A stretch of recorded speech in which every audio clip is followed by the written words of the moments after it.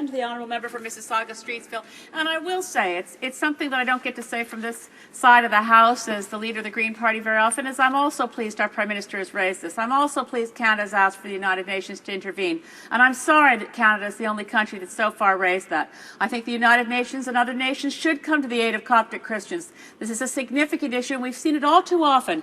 We topple a dictator, be it a Ceausescu or be it a Tito.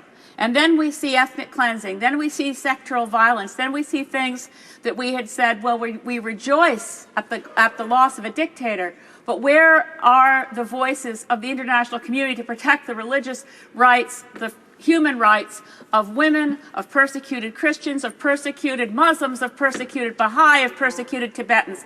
So my question to the government members are this.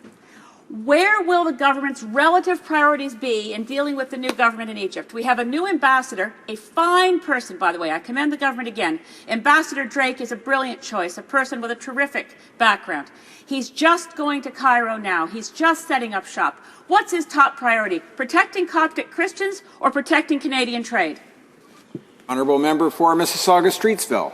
Well, I want to thank the honourable member for Saanich Gulf Islands, because I think that was the best question I got of any of the questions I got tonight. Right. And I want to thank her for being a strong, nonpartisan advocate on this, because this is not a partisan debate tonight.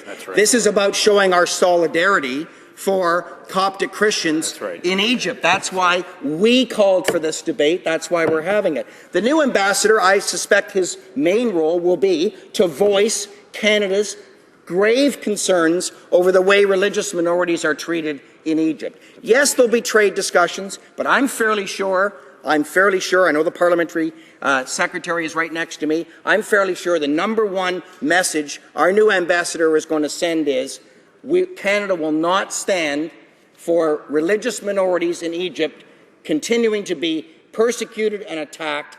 That's the number one priority. That's why we're having this debate tonight. That's the message we're sending to Egypt by all of you being here tonight. And thank you all, by the way, all the members of the House, for being here tonight and participating in this very, very important debate. I want to thank all of you.